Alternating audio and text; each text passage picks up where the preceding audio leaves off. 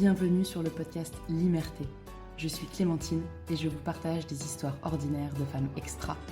Ces dernières années, j'ai écouté de nombreuses heures de podcasts sur la maternité. Mais j'ai rarement entendu la voix de mères qui me ressemblent. Ces mères que je croise à la crèche, avec un autre enfant dans les bras, qui font les courses entre deux réunions, qui ont toujours une to-do list en tête et qui prennent leur douche la porte ouverte. La Limerté, c'est la liberté d'être mère comme on l'entend, parfois un peu bancale, en équilibre entre ce qu'on voudrait faire, ce qu'on peut faire et ce qu'on fait vraiment, entre ce que dit la théorie, ce que suggère l'entourage et ce qui nous correspond profondément. Plongez avec moi dans ces histoires de liberté, des histoires un peu ordinaires de femmes extra qui sont mères du mieux qu'elles peuvent.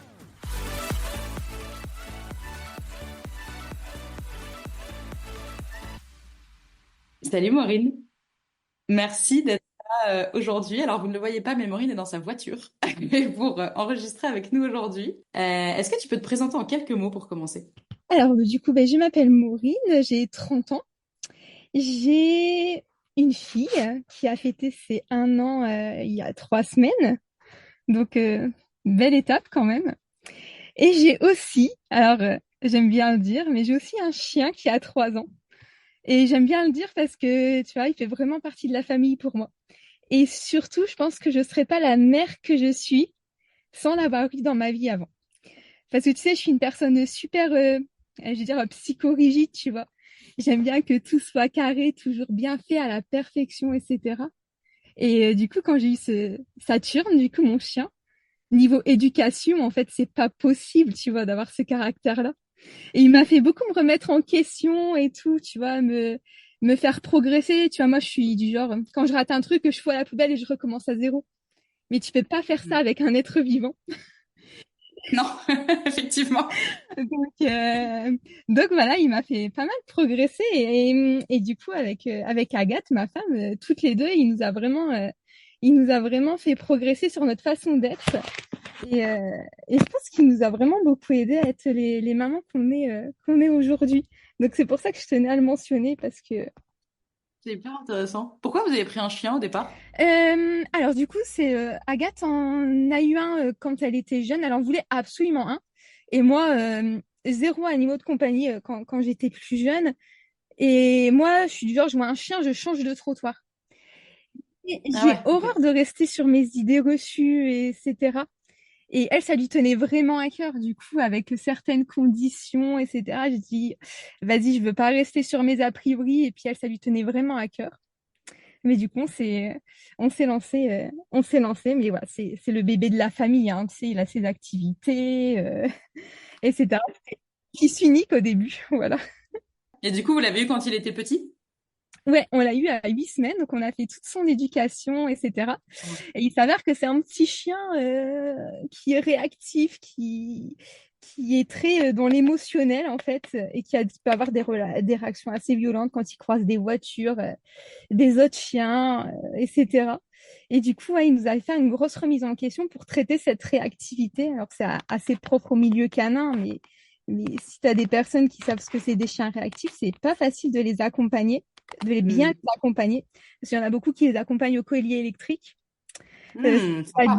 Ce qui est pas du tout notre façon d'être, etc. Et le but, tu vois, c'est toujours pareil, c'est de comprendre ce qui cause les tempêtes émotionnelles, en fait. Et je trouve qu'il y a énormément de parallèles à faire avec l'éducation d'un enfant. En fait, je trouve que c'est pas si différent que ça, tu vois. Parce qu'il faut comprendre, tu vois, admettons, les personnes qui vont traiter ça au collier électrique ou même sans collier électrique, il y en a qui vont juste traiter, entre guillemets, la crise d'aboiement, dire tu, tu te tais, soit avec voilà, soit de la violence, que ce soit physique ou psychologique, en l'enfermant, etc.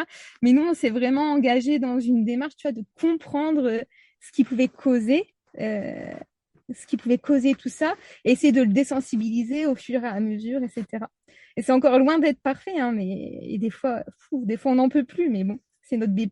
Donc voilà, et ça nous a fait faire un sacré cheminement dans notre façon d'être, de penser. Quand on a commencé à parler d'enfants, bon, en fait, il y a eu des lectures aussi, notamment Marion Querc, je sais pas si tu Hmm. connais. Ouais. Une éducatrice qui fait aussi beaucoup de rapprochements entre les deux, etc. Et de là, on en est venu à parler de ce genre d'éducation, en fait, et là, du coup, Agathe avait passé, hein, mais jamais je lèverai ma main sur notre enfant, alors que avant c'était bah, fouille une fessée, ça a jamais tué personne. On a Mm. été tous les deux élevés à la traditionnelle. Est-ce que tu as toujours su que tu voulais être mère? Hors la mère de ton chien. Mère d'un enfant. Bah, tu sais, ça s'est révélé au final, genre 6 mois avant qu'il Ok. arrive. Hein. Donc, je savais pas du tout. Et au début, c'était le chien d'Agathe. Hein. Maintenant, c'est Ok. mon chien autant que le sien. Franchement, c'est voilà. Je l'ai jamais vraiment su, mais en fait, j'étais plus en mode, bah, en fait, c'est la vie, c'est comme ça. Tu vois, tu grandis, tu te maries, t'achètes une maison, t'as des enfants. Modèle très traditionnel que j'ai connu. J'ai mis un peu de temps à accepter ma différence, ou en tout cas le fait que je sorte du cadre social normal par ma relation avec une autre femme. Mais j'ai quand même essayé de continuer à appliquer ce modèle, tu vois. Donc on s'est mariés, robe blanche et tout. Enfin, moi j'étais trop contente. J'étais vraiment dans ce modèle-là, acheter la maison du coup, et puis ce qu'on a fait. Et puis bah du coup après on a parlé d'enfants naturellement. C'est venu assez naturellement. Je savais pas vraiment. En fait, je savais que je voulais suivre et je savais que je voulais savoir ce que c'était cette expérience, en fait, en tout cas. Tu vois, donc c'est moi qui ai porté. Donc, notre petite fille s'appelle Alix. C'est moi qui l'ai portée. Et Agathe, elle, ça a toujours été clair pour elle. Elle voulait pas porter d'enfant. Est-ce que tu peux nous parler du chemin justement quand on est un couple de femmes et qu'on veut un enfant en Ouais. France? Alors, bah, du coup, non, c'est cassé en Belgique. Ouais. J'avais pas envie de me prendre la tête avec l'administration française, en fait, tout simplement. On n'a même pas essayé. On n'a même pas essayé de se renseigner. On n'a même pas essayé de lancer les démarches en France. Je savais qu'il y avait du délai en tout cas. Du coup, j'avais 28 ans quand on a commencé. Et je voulais surtout pas me stresser parce que voilà, je sais que le stress, en tout cas, c'est un paramètre qui est à prendre en compte sérieusement. Et je sais qu'en plus que moi, je somatise facilement. Tu vois, moi, si je suis stressée, je vais tout de suite, mon corps, il va réagir. Et du coup, je voulais vraiment pas me mettre de bâton dans les roues. Donc, en fait, même si c'est payant en Belgique, on a été direct et pour de la tranquillité d'esprit. Avant ça, par contre, il y avait l'étape du notaire parce que du coup, chose qu'il faut savoir, c'est que pour que Agathe puisse reconnaître notre fille, donc la reconnaître, c'est-à-dire qu'elle n'est pas adoptée. Sur l'acte de naissance, c'est bien marqué fille de et fille de. Il n'y a aucune question d'adoption, tu vois, c'est vraiment dans l'état civil, on est toutes les deux, c'est maman à part entière. Mais en fait, il faut faire une reconnaissance chez le notaire, mais avant la conception. Et ça, il faut le savoir. Parce que franchement, en plus, bah, du coup, on revient 2 ans en arrière. La loi était assez fraîche. Même les notaires étaient un peu largués. Ils savaient pas trop, etc. Ils avaient déjà fait un ou deux dossiers, mais tu vois, ils n'avaient pas encore eu de retour parce que les couples pour lesquels ils avaient fait le dossier n'avaient pas encore eu d'enfants. Donc, du coup, c'était un peu le flou. Donc, on a fait la reconnaissance chez le notaire. Donc, là, entre guillemets, on a un papier qui dit que tous les enfants qui passent par mon ventre sont les siens. En gros, voilà. Il faudrait que, si jamais on se sépare un jour, que on rompe cet accord. Et donc, si vous n'aviez pas fait ça, il aurait fallu derrière que Agathe adopte Alix. Je pense, ouais, Ok. je pense. Alors, il y a des fois, il y en a qui disent si on est marié, ça passe quand même. Mais franchement, les choses ne sont pas claires. Ok. En gros, l'attestation du notaire, du coup, on l'a donnée à la maternité pour faire les papiers de reconnaissance. Et gros stress quand même, c'était un de mes plus gros stress, tu vois, parce que on savait pas si ça allait marcher. Pour moi, c'était super important bah, qu'elle soit reconnue comme sa maman et pas qu'elle soit adoptée, etc. Bon, après, c'est administratif, tu vois, mais moi, j'y ai accordé beaucoup d'importance en tout cas. Et donc, du coup, on prend rendez-vous en Belgique en septembre 2022. Je me souviendrai toujours, on s'assoit dans le bureau du médecin, elle dit, ben, vous êtes là pourquoi? Elle dit, ben, on voudrait un enfant. Ah, ok, d'accord. Genre, le truc le plus normal du monde, le truc que tu n'aurais pas en France, en fait. Et c'est vachement déstabilisant quand même, mais d'un côté, c'est trop bien, tu vois. Genre, en fait, Ok, puis du coup, il nous explique deux possibilités, soit insémination simple, ou soit possibilité de prendre les ovocytes de l'une et que ce soit l'autre qui le porte, fait les dossiers et tout, et puis bah en attente du donneur. Et genre, on reçoit un mail 3 mois plus tard, comme quoi ça y est, ils ont nos échantillons et qu'on peut commencer les essais. Donc déjà super rapide, super rapide. Il a fallu trouver une gynéco en France qui m'accompagne. Du coup, en fait, le principe, c'est je fais les examens, je les envoie en Belgique, ils les analysent et ils me donnent un retour. Du coup, ça commence par une prise de sang au début du cycle. Ils disent, voilà, vous refaites une écho, une échographie pour compter les follicules, mesurer les tailles et tout. Donc moi, il fallait que je trouve une gynéco. Quand je lui téléphone, je lui dis, je dois faire une échographie demain. Elle puisse me prendre demain, tu vois.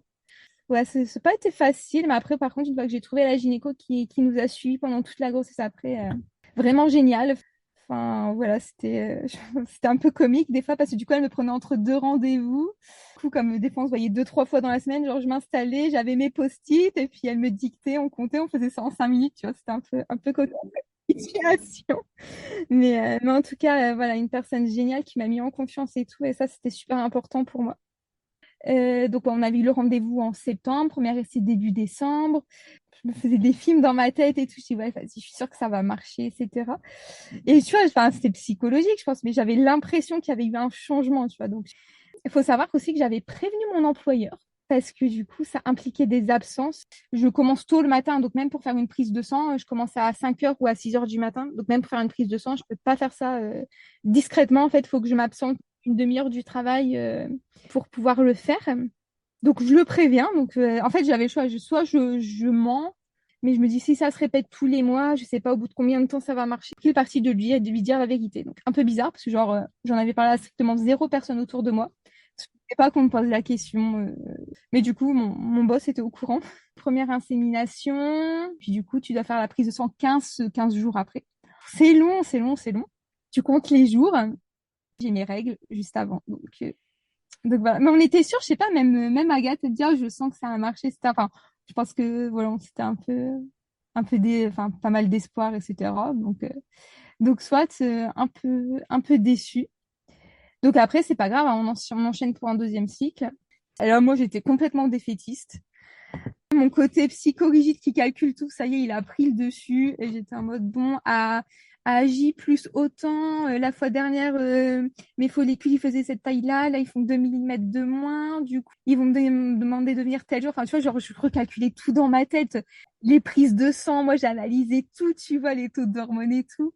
Et j'étais en mode, non, mais cette fois-ci, ça va pas. Enfin, je sais pas, je le sentais. Mais alors, zéro.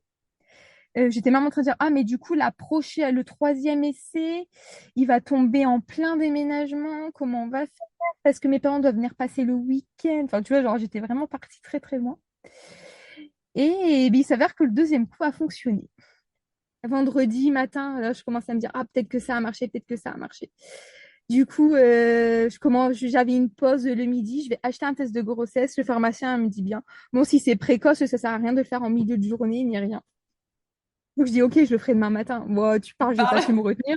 Je me rachète direct. Et là, du coup, bah, alors barre, mais alors très, très faible. Mais en même temps, j'étais genre vraiment à plus 12 jours de l'insémination, tu vois. Et là, tu as la barre, je regarde, je fais, mais c'est vraiment une barre ou pas? C'était genre vraiment une ombre, quoi. Donc, je file faire la prise de sang, etc. Et puis, bah, prise de sang positive. Je croisais Agathe sur le parking de mon travail parce qu'elle venait elle passait me déposer un truc et du coup là, la meilleure annonce du monde, je lui claque le test dans les mains. Mais bon, elle m'a dit non, mais elle bouillonnait aussi, mais elle avait évité de me poser la question parce qu'elle savait que j'étais pessimiste. Donc j'ai quand même eu beaucoup de chance au deuxième essai. En fait, dis-toi, du coup, on a eu le premier rendez-vous en septembre. Début janvier, j'étais enceinte du coup. Donc c'est parti, tu es enceinte. J'aimerais bien qu'on parle justement de l'après. Comment ça s'est passé l'arrivée de ce bébé et surtout comment tu as vécu toi ces premiers mois en tant que maman entre ce que tu avais imaginé et tu as dit plusieurs fois que tu avais un côté très rigide, donc je suppose que tu avais imaginé des choses et comment ça s'est passé en réalité. Quand j'étais enceinte, alors moi, j'ai une autre personne. une personne détendue. Un truc. En fait, du coup, Agathe est plutôt du genre vachement détendue à vivre au jour le jour, et moi, je suis plutôt du genre à tout prévoir des mois à l'avance, etc. Et alors là, on a inversé nos rôles. Elle s'est mise à tout Mm. prévoir, mais elle était tellement impatiente de rencontrer ce bébé, tu vois. Et moi, j'étais vraiment en mode non, mais moi, en fait, je profite.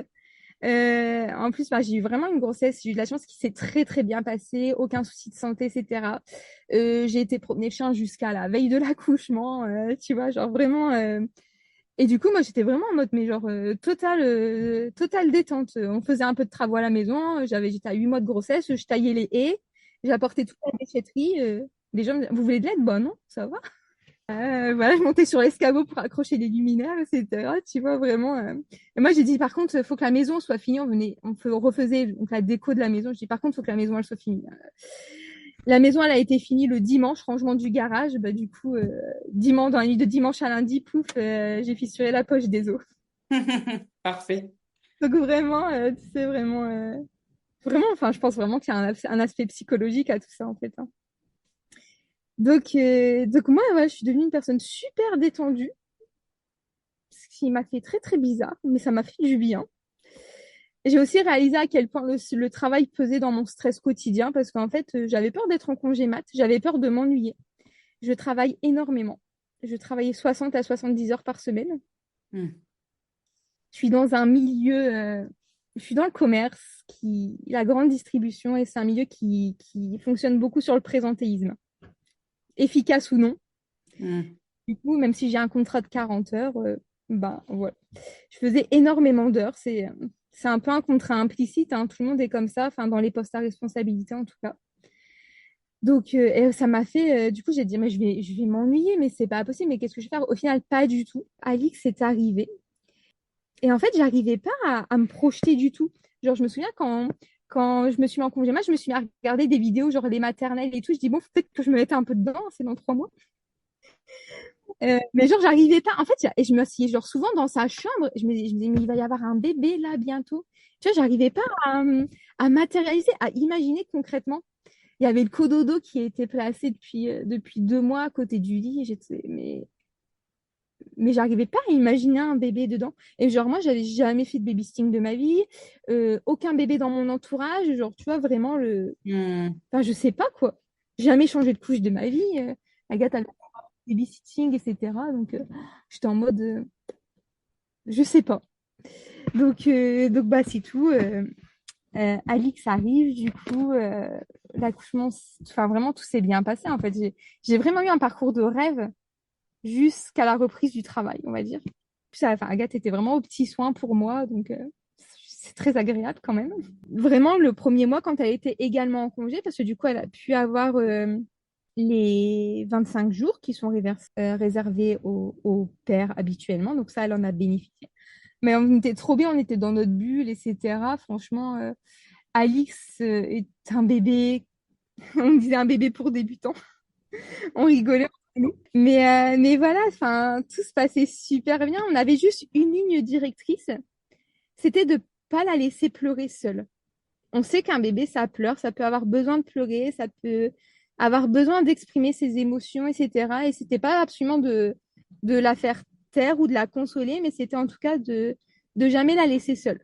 Toujours pouvoir être avec elle, l'une ou l'autre. Donc c'était un peu notre seule ligne directrice et franchement, enfin, vraiment tout parfait, mon allaitement parfait.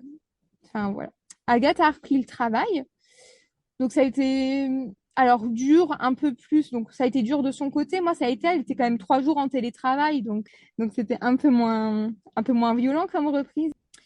Et ensuite, bah du coup, ma reprise du travail, assez compliquée. La séparation pour moi, ça a été affreux. Mais même aujourd'hui, c'est encore compliqué de me séparer d'elle. Alors le matin, c'est facile parce que je m'en vais quand elle dort encore. Mais je pense encore, en fait, il y a 3 semaines, j'avais une formation. Du coup, pour un coup, je commençais à 9 heures. Et du coup, c'est moi qui l'ai déposée chez la nounou. Et bah, j'ai fondu en larmes, en fait. Comme quand je l'ai déposée pendant la période d'habituation, etc. Donc, au final, je me dis non, c'est pas réglé, en fait. C'est juste que je suis pris dans ma routine. Enfin, je me lève à 4 heures, je tire mon lait, je m'habille, je m'en vais. J'ai pas le temps de réfléchir, j'ai pas le temps de penser, tu vois, au final. Donc, Et du coup, moi, je suis du genre, en fait, les réveils nocturnes, je les aime bien. Si câlin. Bon. Il y a des périodes, c'est un peu plus compliqué, hein, forcément. Mais en règle générale, tu vois, ça me dérange pas. Ce qui est un peu bizarre, hein, mais donc je reprends le travail. Mais mes collègues à mon niveau, ça a été un cauchemar. Donc déjà, moi, ça allait. Moi, j'ai eu du mal à me remettre dedans. Donc déjà, moi, quand j'ai repris, j'ai été claire et nette sur le fait que je ne ferais plus 60 heures semaine. Donc là, je suis à peu près à 48 heures semaine. Donc j'ai quand même bien baissé, mais je voudrais encore baisser. Parce que ces pauses, en fait, je voudrais les prendre pour prendre du temps pour moi, étant donné que j'ai plus trop de temps pour moi quand je rentre à la maison, quoi. En même temps, j'ai pas envie d'aller sécher la nounou parce que du coup, quand on a cherché la nounou pendant la grossesse, moi, j'étais en mode non, mais elle ira de 8h à 17h. Moi, souvent, des fois, je rentre le soir, des fois, je rentre le midi en mode mais c'est tous les jours où je finis midi, au moins, j'aurai du temps pour moi. Mais en fait, non, je suis incapable de. Enfin, je finis le travail, je vais la chercher, quoi. Je suis incapable d'être à la maison et c'est vide, en fait. Ça m'est déjà arrivé de rentrer, en fait, je tourne en rond, je fais rien. Je dis non, mais je vais chercher mon bébé, la maison est trop vide, là. Pour juste retracer l'historique au travail, mon équipe du bureau, donc on est entre 4 et 6, a changé un mois avant mon départ de congé mat. C'est la plus ancienne Ok. du bureau. Donc, je les ai formés, en fait. Genre, le dernier mois avant de partir en congé, j'ai passé mon temps à les former. Quand je suis revenue, bon, bah, ils ont fait leur petit nid.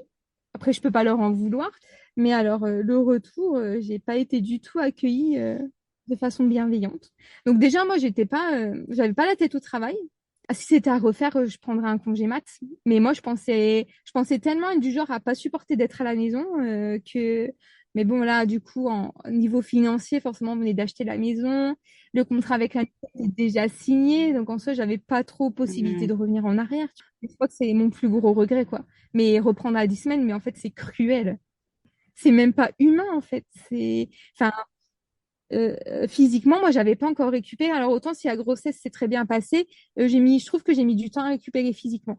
Donc, enfin, en tout cas, plus que 10 semaines. Du temps, c'est un grand mot, mais à 10 semaines, j'étais pas encore capable d'avoir le rythme que j'avais. Donc, j'ai un travail de bureau, mais des fois, j'interviens, je dois porter des choses, etc. Et ben non, j'étais pas capable de faire. Donc, ça, déjà, mes collègues masculins avaient un peu de mal à le comprendre. Et puis, ouais, j'ai eu énormément de mal à me refaire ma place, à me remettre dedans. Mais aucun accompagnement, aucune bienveillance de la part de mes collègues. Ma responsable directe, du coup, qui avait également changé, donc qui n'est pas celle la personne à qui j'avais dit que j'essayais, mais avec elle, c'est très bien passé, mais c'est une jeune maman. Donc, elle m'a bien soutenue, etc. Mais elle n'a pas réellement pris parti vis-à-vis de mes collègues masculins. Et d'ailleurs, j'ai aussi une collègue femme, donc, qui est beaucoup plus âgée, donc il y a des enfants, mais qui sont déjà majeurs. Mais voilà, pas non plus trop de bienveillance de sa part. J'allais au travail la boule au ventre. À cette époque-là, j'avais eu un changement d'horaire, donc des fois, je rentrais, Alix était déjà couchée, donc je la voyais le matin quand c'était comme ça. Et du coup, je la Mhm. déposais chez la nounou. Après, je la voyais plus avant le lendemain. Enfin, si, je la voyais la nuit, du coup. En soi, je rentrais, elle était déjà couchée. Ouais, franchement, très, très dur. Ça a été... j'ai envie de pleurer rien que d'y penser, tu vois. Franchement, très, très mauvaise période. Donc, c'est tout. Je m'accroche parce que je suis du genre à m'accrocher. Agathe voulait que je me mette en arrêt. Même ma nounou m'a proposé que je me mette en arrêt et que c'est pas grave, elle avait encore des droits au chômage et qu'on pouvait reprendre dans 1 ou 2 mois, etc. Tu vois, enfin, pour te dire, parce que je fondais en larmes à chaque fois que je lui déposais. Donc devant elle, j'arrivais même pas à me retenir, à attendre que la porte soit fermée, tu vois. C'était vraiment la séparation, alors que je suis une personne super indépendante normalement, tu vois. Mhm. Et du coup, je me retrouvais à dépendre de cette petite chose de 4 kilos, tu vois. Et du coup, ça a été très dur. C'est marrant parce que on parle souvent de justement de la dépendance de l'enfant par rapport à son parent, mais on parle rarement de l'inverse. Ah, moi, je suis de ma fille, complètement. Et je le sais. Et d'ailleurs, je travaille sur ça avec une thérapeute parce que je veux pas que ça lui nuise. En fait, j'ai un modèle familial euh, que je ne veux pas reproduire, mais j'ai tendance à aller à l'exact opposé. Et ce serait pas forcément bon pour elle aussi, mais j'en ai conscience. Et du coup, là, je commence à travailler dessus parce que justement, je veux pas que ça lui nuise. Mais je suis complètement dépendante d'elle. Des fois, ben, comme tout le monde, enfin, j'aimerais bien faire des choses pour moi. Donc, moi, ce que j'aime bien, c'est des fois quand Agathe s'en occupe et que je suis dans la maison, de la voir à proximité, pouvoir la voir, etc., tu vois, sans forcément nécessairement m'occuper d'elle tout le temps, tout le temps. Donc, vraiment, je me retrouve complètement dépendante et c'est très dur pour moi parce que je suis, mais genre, totalement indépendante. Enfin, en général, voilà, je fais ma vie, etc. Et ouais, donc là, je me retrouve.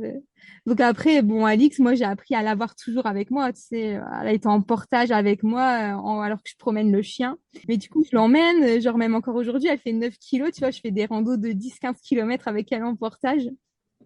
Je sens que j'arrive à la limite quand même. Il va falloir passer en portage d'eau, je pense. Qu'est-ce qui t'a aidé pendant cette période difficile de retour au boulot? Qu'est-ce qui t'a aidé à sortir la tête de l'eau et à continuer justement? Je pense juste mon caractère, en fait. En plus, du coup, Agathe a fait une dépression. Je sais pas si on peut la qualifier de dépression postpartum, tu vois, mais en tout cas, c'est lié à la naissance d'Alix. Après, je rentrerai pas dans les détails parce que je pense que le sujet lui appartient et que peut-être si un jour tu veux un témoignage de co-maman, je ne sais pas si ce serait trop son truc de parler comme ça. Mais en fait, j'avais pas le choix que de tenir. Et j'ai toujours été un peu comme ça dans les moments difficiles. En fait, je tiens bon. Difficilement. Et là, par contre, je sentais que j'étais vraiment au bord de mes limites. C'était compliqué. Genre, tu vois, quand il était l'heure et que je devais partir pour la récupérer chez nous, je dis, je m'en vais. Donc ça, c'était très, très mal vu. Et du coup, j'étais en mode, bah oui, mais bon, j'ai 1 heure je dois récupérer ma fille. Mais en fait, c'était pas la vraie raison parce que ma nounou, je l'ai appelée, je dis, je vais avoir du retard. Aucun souci, tu vois. Mais en fait, non, c'est juste que je veux passer du temps avec ma fille. Mais ça, j'ai mis énormément de temps à l'assumer au travail, tu vois. À dire, bah, je rentre parce que, en fait, j'ai une famille et que ma famille est plus importante que mon travail. Mm. Agathe qui me dit toujours, les heures sup, ta fille s'en souviendra, ton boss, il s'en souviendra pas dans 50 ans. Elle a complètement raison. Complètement. C'est ce que j'allais dire, je trouve ça dingue que t'aies besoin de justifier qu'en fait, là, c'est l'heure de partir. On peut le faire ressentir dans le comportement. En fait, et ce qui était compliqué, c'est qu'on ne disait pas les choses en face, mais je sentais dans le comportement que j'étais exclue, que ça chuchotait derrière moi. C'était vraiment une ambiance très, très lourde. Donc, très, très compliqué sur ce plan-là. Et du coup, au mois de janvier, donc Alix a 3 mois, elle fait la grippe. Donc, rien de grave, mais elle a été hospitalisée parce que 3 mois, fièvre qui baisse pas. Donc, elle a été hospitalisée 48 heures sous surveillance. Donc, la première fois de ma vie, je manque le travail. Ça ne m'est jamais arrivé de ma vie. Jamais été en arrêt. Alors, avant ma grossesse, j'ai quand même arrêté 4 semaines avant mon congé mat parce que bon, je travaille Mm. 6 jours semaine à me lever à 4 heures du matin. Mais tu vois, ça avait été organisé. Je savais que je ne tiendrais pas, donc je m'étais organisée avec ma hiérarchie. Je dis, là, j'arrêterai, j'irai pas au bout. Donc, du coup, tu vois, c'était organisé, mes dossiers étaient en ordre, j'avais formé toute l'équipe, etc. Enfin, donc, je passe la nuit aux urgences. Et là, du coup, mais j'étais vraiment en mode, mais genre, j'irai au travail demain matin. Le seul truc, c'est que les deux parents ne pouvaient pas rester. Ben, c'est moi qui suis restée parce qu'en plus, bah, l'allaitement. Et même si j'avais du lait d'avance, tu vois, tu peux pas ramener le lait que tu as chez toi à l'hôpital. Bah, je téléphone et je dis, bah, je ne serai pas là aujourd'hui. Donc là, on me dit, OK. Et puis, sans plus, tu vois. J'ai quand même trouvé le moyen de passer au travail dans l'après-midi, 1 heure, parce que j'avais des dossiers urgents à finir qui devaient être finis.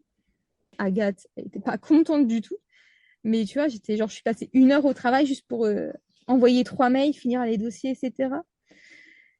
Et en fait, je suis arrivée au travail, on m'a à peine dit bonjour. Bon, je venais de l'hôpital, hein. Personne m'a demandé des nouvelles de ma fille, mais par contre, m'a dit, j'ai dû finir cette partie-là pour toi parce que tu étais mal organisée dans ton travail. Ma fille de 3 mois est à l'hôpital et tu me mets dans le nez qu'une fois dans ma vie, tu as dû faire un truc pour moi. Et là, je dis à ma responsable, ben, demain, je serai pas là. Alix peut pas sortir, elle boit pas assez. Donc, et là, elle me dit, mais Agathe, elle peut pas rester avec. Je dis, ben non. Et puis là, et moi, en fait, je me justifie même pas par le fait que j'ai besoin d'être avec elle, je me justifie par le lait, l'allaitement. Du coup, je me suis vraiment pris à un mur avec cette réaction de mes collègues. Mais j'étais tellement étonnée que je leur ai rien répondu. J'en ai reparlé un peu plus tard à ma responsable qui était en accord avec moi, mais qui pour autant n'a pas confronté mes collègues du coup qui étaient au même niveau. Et j'ai mis aussi du temps à me dire que en fait ces 48 heures à l'hôpital, c'était trop cool. Alors ma fille était malade, c'était pas très grave, elle était sous surveillance parce que la fièvre ne baissait pas, mais elle supportait, elle se débrouillait plutôt très bien. Mais en fait, du coup, pendant 48 heures, j'étais revenue à la maternité, je devais pas m'occuper de la maison, Agathe était aux petits soins pour nous deux, et la seule chose que je devais faire, c'était câliner ma fille, lui donner à manger et la regarder dormir dans mes bras. Et ça m'a vraiment fait du bien comme pause. Alors j'avais repris depuis 4 ou 5 semaines le travail, mais j'étais déjà épuisée par la situation et j'étais presque déçue quand la puéricultrice est venue me voir et me dire « Vous pouvez sortir cet après-midi ?» Parce que du coup, ça voulait dire que je devais retourner au travail le lendemain.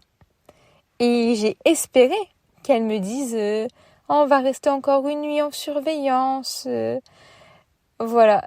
Et c'est violent d'admettre que en fait je suis mieux avec ma fille à l'hôpital plutôt que dans ma vie quotidienne. Donc voilà, et ça j'ai mis un peu de temps à le réaliser.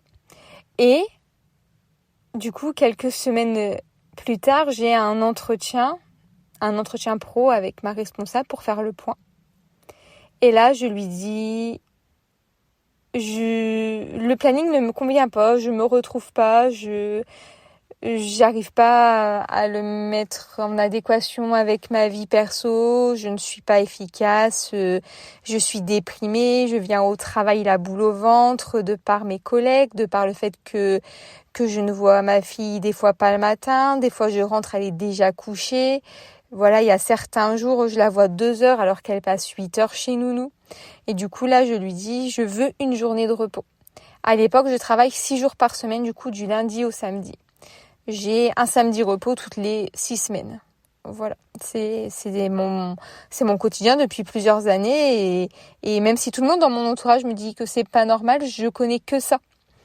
Ma responsable, du coup, qui est jeune maman, me dit ok, c'est pas déconnant pour moi, on va regarder comment on peut organiser ça pour que tu aies un jour de repos dans la semaine.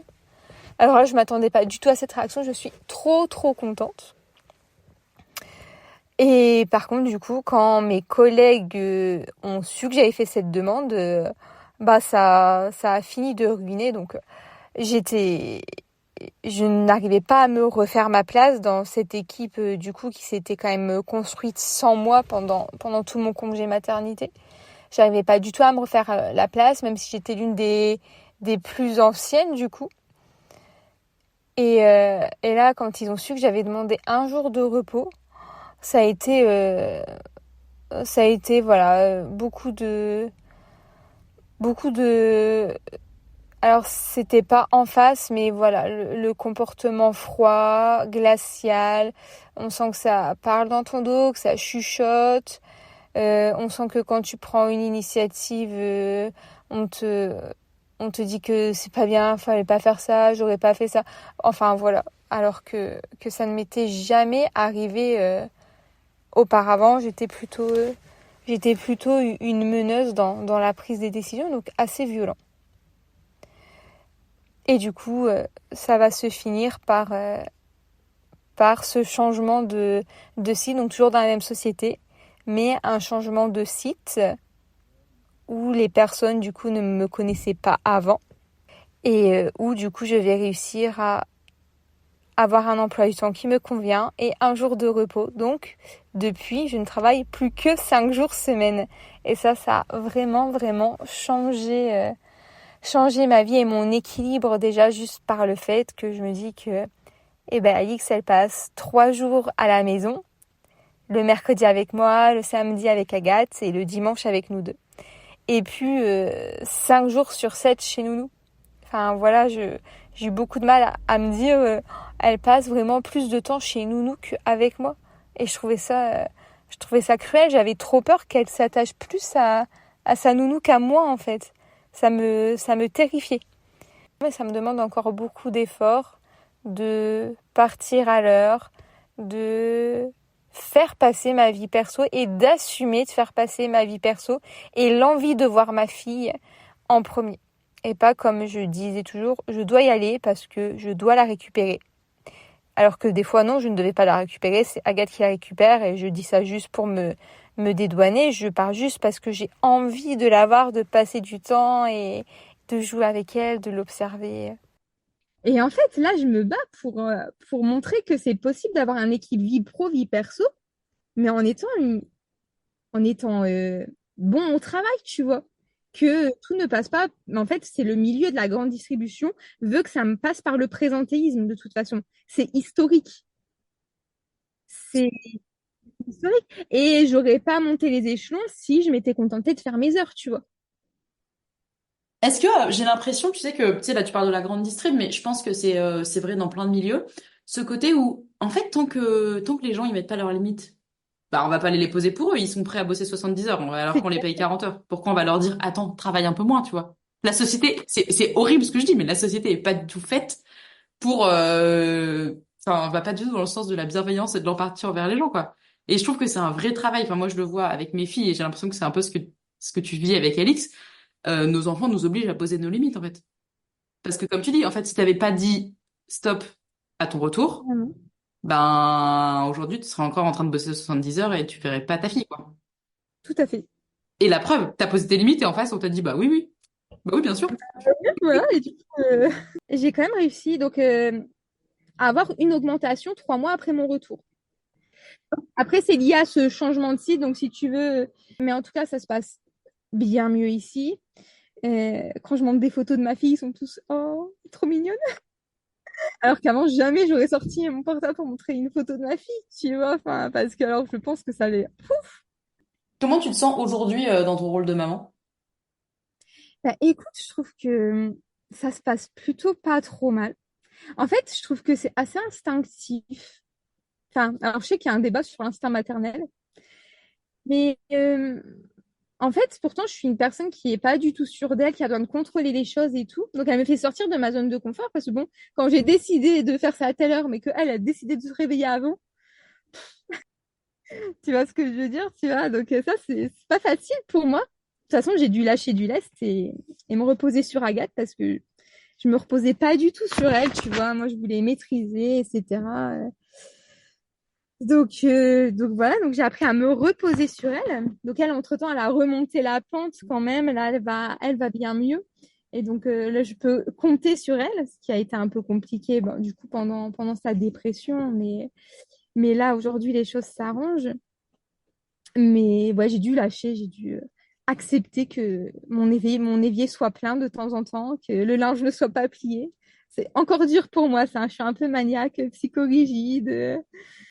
Mais je trouve que, en fait, étonnamment, c'est comme si, tu vois, enfin, j'ai dit au début que je savais pas que je voulais être maman, mais en fait que c'est naturel pour moi en tout cas. Alors, il y a eu des moments compliqués, genre le truc le plus affreux, j'ai eu des phobies d'impulsion. Mais en fait, dans la douche. Alors en fait, j'avais pris l'habitude de la prendre dans mes bras dans la douche. Et tu vois, je lui donnais pas de bain, mais je l'avais dans mes bras. Et pendant un moment, je la voyais mais tomber par terre et Mm. s'exploser la tête sur le bac de douche. Et c'était, ça me coupait le souffle hein, quand j'avais ça. C'était assez violent quand même. Mais tu vois, en fait, c'est pas la première chose qui me revient. Alors, parce que tu vois, après, en fait, tu as deux écoles, je trouve. Tu as les personnes qui vont te critiquer quand tu te plains de trop. Et d'un autre côté, quand tu dis que tout va bien, les personnes, en fait, non, mais tu vas voir, le pire va arriver. Ça, c'est, tu sais la phrase que je déteste? Petits enfants, petits problèmes, grands enfants, grands problèmes. Et là, Et moi, les gens qui disent ça, vraiment, ça me met très en colère parce que le suicide est la première cause de mortalité chez les jeunes mères. Donc, on parle de petits problèmes avec un petit enfant. J'y crois pas une seule seconde, tu vois. Et du coup, j'entends tout à fait ce que tu dis, genre, arrête, enfin, faut arrêter de dire, non, mais si tout va bien, tu verras, les galères arrivent. Non, non, en fait, tu peux avoir des problèmes maintenant, tout peut très bien aller tout le temps, quoi. Enfin, c'est, Mais c'est moi qui suis dans l'instant présent. Tu vois, il y a eu des petits passages compliqués, enfin, je pense, enfin, des petits passages qui sont normaux. Enfin, voilà, il y a pas longtemps, on a eu un problème avec le sommeil. Enfin, le soir, impossible d'accoucher avant 22 heures. Mais à chaque fois, on a réussi à se poser avec Agathe, à prendre les bonnes décisions, à se tourner vers les bons professionnels. Enfin, on a vu Alexia notamment, on a fait une consultation avec Alexia, Ouais. Alexia Eglouz, pour celles qui écoutent. qui nous a beaucoup aidé, qui m'a fait beaucoup relativiser et pris en compte l'importance de la co-régulation des émotions. Et à partir de ce moment-là, c'est en fait ça. En fait, si tu veux, il n'y avait pas grand-chose à changer dans notre rythme, mais juste le fait de parler et faire attention à ça. Et en fait, du jour au lendemain, ben, en une demi-heure, elle était couchée. Bon, il y a encore des nuits où c'est un peu comme elle a envie, mais en fait, c'est normal. Et comme toutes les personnes disent, ah, elle boit encore la nuit, elle fait ses nuits. Mais non, pas ses nuits, mais c'est normal qu'elle fasse pas ses nuits. Et là, tu dis, en fait, des fois, j'ai juste envie de répondre, oui, elle fait ses nuits. Non, elle boit plus la nuit, juste pour qu'on me foute la paix. Mais d'un côté, ça va pas aider la cause, en fait. Et c'est aussi, tu vois, pour ça, c'est un peu thérapeutique pour moi, tu vois, de te parler aujourd'hui parce que j'ai du mal à assumer, euh, à pas être dans le moule de la société. Alors que t'as quand même une vie qui n'est pas du tout dans le moule de la société. Enfin, de plus en plus, croisons les doigts, la société évolue, mais Oui, bah oui, oui, oui, c'est ça. Mais du coup, mais j'ai mis énormément de temps à assumer tout ça. En fait, ça se fait étape par étape, du coup. Et là, du coup, je suis vraiment en mode, ben non, mais des fois, c'est quand mes parents, ma famille me disent ça. Euh, ben non, elle boit encore à la nuit. Ah, d'accord. Mais c'est normal, en fait, c'est un bébé. hmm. Elle se réveille encore à la nuit. Mais c'est normal, c'est un bébé. Et je vais pas la laisser pleurer. Jamais je la laisserai pleurer. Et plein de choses comme ça, en fait. Hein. Quand je dis, ah, ça va? Oh, tu vas voir quand les dents vont commencer. Et du coup, je me dis, bah oui, il y a eu des nuits compliquées, il y a eu des journées compliquées. Mais en fait, elles restent pas, en fait. Mais je pense qu'on choisit de les garder en tête ou pas. Tout à fait. Euh, mais ouais, après, je suis habituée, je me suis auto-programmée pour garder que le meilleur à chaque fois, moi, pour mettre le négatif de côté. Des Hmm. fois, Agathe, elle me dit non, mais j'étais chiante avec ton optimisme de base. Mais c'est bien, vous vous complétez. Elle va mieux et qu'elle a fait du gros travail sur elle. Elle dit en fait, en plus, ton optimisme, c'est pas du vrai optimisme. Tu te forces à être optimiste et à oublier les mauvais passages.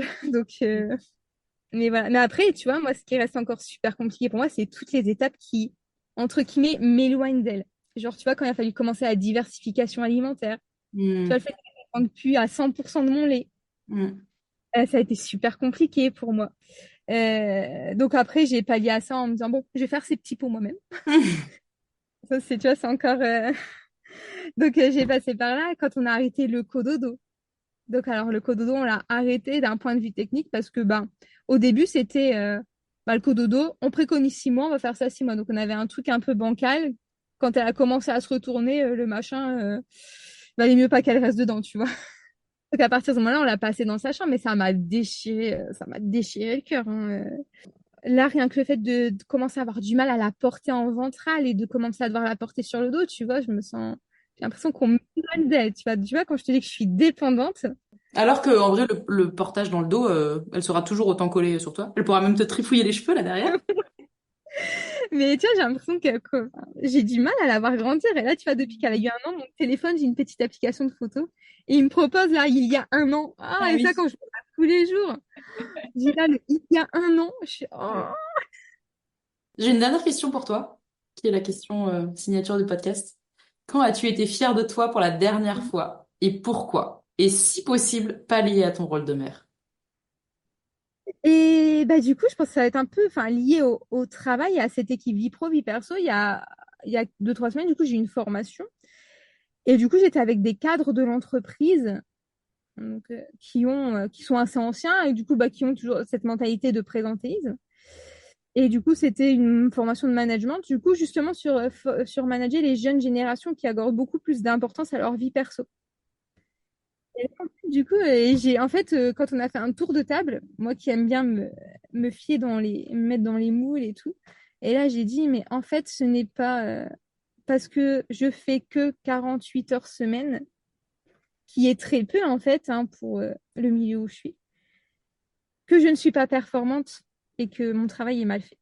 Et ça m'a demandé beaucoup de dire ça parce que de oser dire mais en fait ouais cette équipe vie pro vie perso il est enfin il est vital pour tout le monde et tu vois en fait même les personnes en fait quand elles en parlaient ah oui moi je fais enfin quand ils disent leur rôle dans l'entreprise tu sens qu'ils sont toujours en plus en attente de reconnaissance de la part de l'entreprise dans leur façon de s'exprimer et tu dis du coup ils font ça mais en fait tu vois tu sens que c'est subi et que c'est pas au final c'est pas une volonté c'est on suit le moule du milieu dans lequel on est.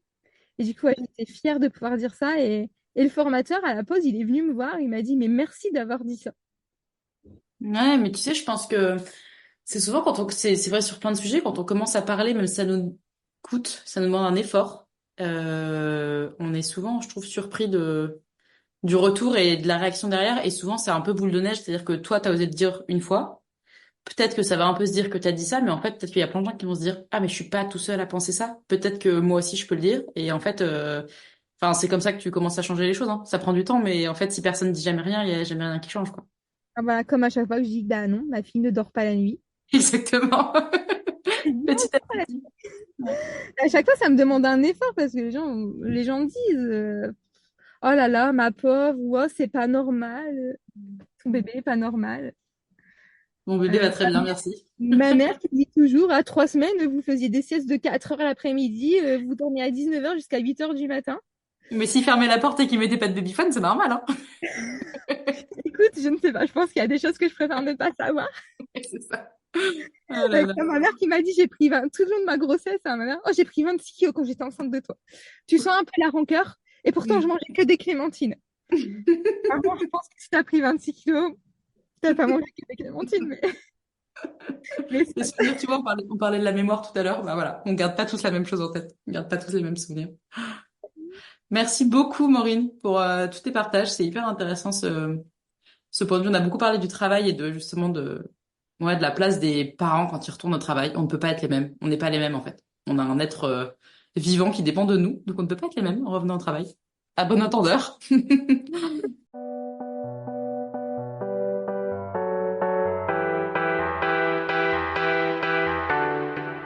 J'espère que cet épisode vous a plu.